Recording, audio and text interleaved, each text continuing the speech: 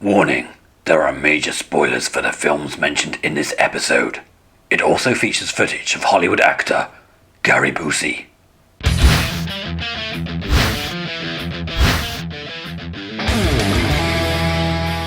Hello and welcome to Zombie Life with me, Dead Ned. In this episode, I'll be taking a look at two of my all-time favourite werewolf movies that aren't An American Werewolf in London. Now, werewolf movies have always been very popular amongst horror fans, although naturally not as popular as zombie movies. But let's face it, most of them have been pretty sucky. In my humble opinion, which means I'm right, the best decade for werewolf movies was the 1980s. If you disagree, you can let me know in the comments below, and I'll pretend to give a shit. If you ask most, not all, but most horror buffs what the all-time greatest werewolf movie is, they'll probably say American Werewolf in London, and it's a fair point. It's awesome! With its perfect mix of compelling drama, horror and comedy, brilliant practical transformation and gore effects by Rick Baker, a funky soundtrack, and Jenny Agutter.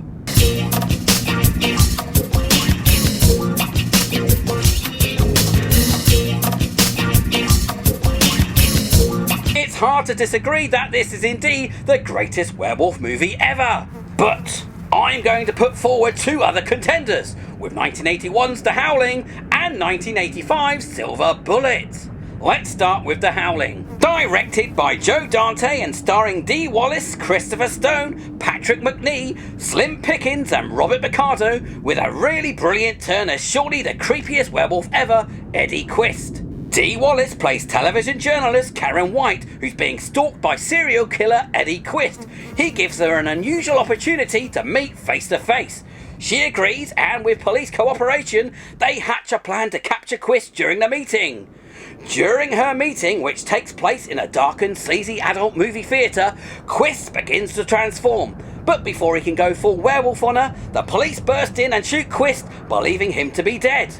Karen is naturally traumatised, and her therapist George Wagner, played by Patrick McNee, suggests she spend some time at a place by the coast called the Colony with her hubby Bill to get some special treatment. The Colony is filled with strange characters, including the sultry sexy Marsha Quist,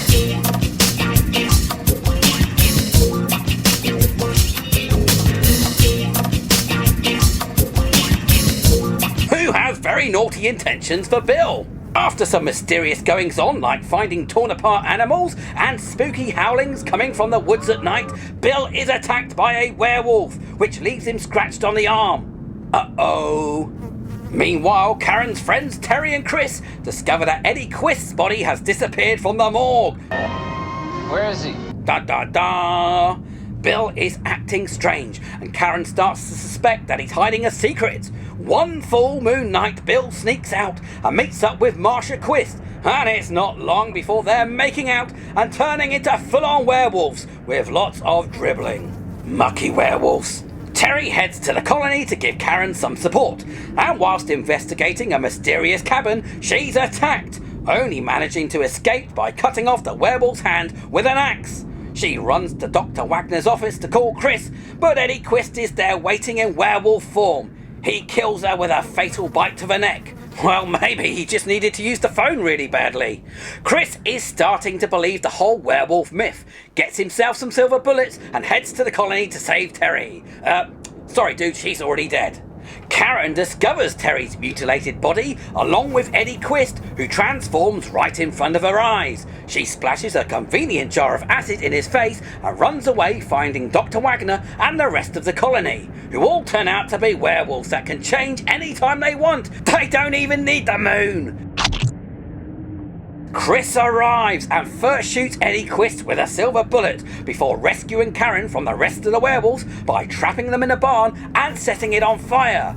Chris and Karen make their escape in a car, but werewolf Bill, who is hiding on the back seat, bites Karen in the shoulder before being killed. Karen decides to show the world that werewolves exist by transforming live on TV before Chris shoots her with a silver bullet to end her suffering. The film ends with Marsha Quist, who must have escaped the burning colony, ordering a rare hamburger in the bar. Silver Bullet, directed by Dan Attias and starring Corey Haim, Megan Follows, Everett McGill, Terry O'Quinn and Gary Busey playing one of the coolest uncles in movies.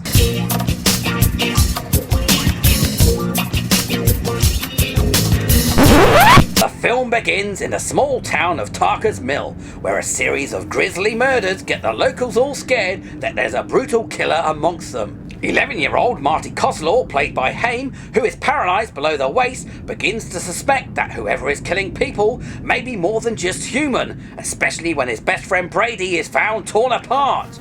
The local sheriff, played by O'Quinn, has a confrontation with a bunch of angry residents with guns in a bar who are eager to take justice into their own hands after the killing of young Brady. They can't be talked out of a quick revenge and head off into the woods because I guess they figure that's where a killer would be hanging out. Once in the woods, the mist creeps in and strange animal noises can be heard getting closer, and it's not long before the unseen creature attacks, killing several people.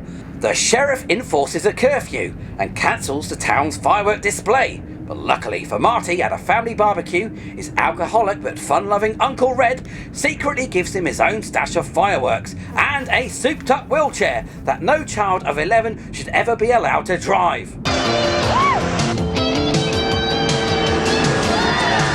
Seriously? That night, Marty sneaks out of his bedroom and has a fireworks display for one on a bridge in the woods. Looking for its next meal, or pissed off that there were no Catherine wheels in Marty's display, the werewolf attacks. Marty only manages to get away by firing a rocket straight into the werewolf's eye. Ow! Marty convinces his older sister Jane that there's a werewolf on the loose, and whoever it is now only has one eye. After some investigating, Jane discovers that it's none other than the town reverend, played by Everett McGill. Either that or he's got the mother of all stars in his eye. Marty and Jane send the reverend letters telling him they know what he is and that he should kill himself. Well, that's not very nice. Instead of listening to the two pesky children who are ruining everything for him, the Reverend tries to kill Marty by running him over in his car. Marty has a narrow escape and finally manages to convince his semi-sober Uncle Red that the Reverend is a very bad man. Red persuades the sheriff to investigate these claims, which he dubiously agrees to by checking out the Reverend's smelly garage that night. He finds suspicious markings on the car, but he also comes across the shape-shifting Reverend himself with a baseball bat and is swiftly dispatched. Marty and Jane believe that the werewolf will come to finish them off on the next full moon and get Uncle Red to make a silver bullet out of their silver necklaces. With their parents conveniently sent away and a soberish Uncle Red babysitting, it's time for the final showdown. Sure enough, after hours of waiting, the werewolf attacks. After a bit of a scuffle, Marty manages to shoot the werewolf in his remaining good eye. Oh, that's a shitter. And watch it turn back into the Reverend whilst dying. Now, let's see how these two classic 80s werewolves stack up against each other. Both of these movies are based on novels, although Silver Bullet was based on a novella by Stephen King called Cycle of the Werewolf, with King going on to write the screenplay for Silver Bullet. The Howling was loosely based on a 1977 novel of the same name by Gary Brandner. Both are pretty good reads and give a different experience to the movies. For story and tone, The Howling is definitely more darker and creepier, but still has a lot of well worked in humour. Given that the director is Gremlin's Joe Dante, that isn't surprising. The hook at the beginning about a serial killer on the loose really draws you in from the get-go, and you soon realise it isn't just Eddie Quist's behaviour that's beastly. I really like the idea of a secret colony just for werewolves, the perfect place for them to get away from it all, hang out and discuss their problems, mainly turning into hairy beasts and having to satisfy their bloodlust by murdering people. Of course, it's not as much fun spending time at the colony if you're not a werewolf. Silver Bullet I always think as more of a kid-friendly werewolf movie, which isn't a bad thing, a bit like if Spielberg's company Amblin had made it at the time, but with more blood and gore. That may also be because children are the main protagonists, but that's not to say it doesn't have its darker moments. A small town being threatened by a supernatural force is very Stephen King, and it definitely keeps you guessing as to who the werewolf is. The Howling has more standout chill factor moments, mainly anytime Eddie Quist is around to intimidate his victims, the haunting howling that Dee Wallace's character hears coming from the woods at night, and some of the set designs just ooze with nastiness, especially Eddie Quist's hideout and the run-down cabins in the woods. Silver Bullet also has its moments. I particularly like the sequence with the vigilantes in the woods, where the werewolf hides under the fog to pick up his victims, and when the father of the young murdered boy confronts the sheriff in the bar. Both of these moments remind me a little bit of scenes from Jaws, but in a good way. The werewolf design from The Howling is probably my favourite movie werewolf. Yup, even over The American Werewolf. It's really muscular and stealthy and stands tall on two legs with huge ears and a pointy snout filled with teeth. The transformations with old school bladder effects and stretch and pull techniques are amazing, especially for the 80s, courtesy of Rob Bottin, who was a one-time protege of Rick Baker of American Werewolf fame. The Silver Bullet werewolf, created by Carlo Rambaldi, isn't quite as successful in design. In fact, even the producers of the film complained it looked more like a black bear. You never see too much of it, especially in its entirety, and that's probably a good thing. The transformation effects are okayish, but again not matching the quality of The Howling. However, there are some decent kills, leading to some good gory outcomes. Here's the two posters side by side, and I think they both do a good job of hinting at the horrors to come in each film without giving too much away. One thing I noticed about these two films is that the smiley face symbol appears in each of them. Now, The Howling came first, so I wonder if Silver Bullet was paying tribute to it, or it could have just been a coincidence. If you're a werewolf fan and you haven't seen them, it's worth your time to check out these two movies. What's my favourite of the two? Well, definitely The Howling. It's the stronger of the two in almost all departments, and here's something that may upset some of you. I actually think it's the best werewolf movie ever.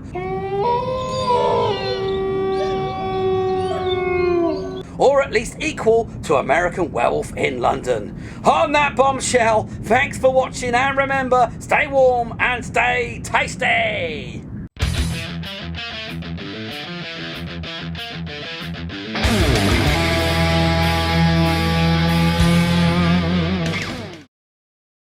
Hey zombie lovers, hit the subscribe button now so you'll never miss an episode. I'll be up to all kinds of things, from playing board and video games, reviewing absolutely anything horror related that takes my fancy, or sometimes just talking shit about my zombie life.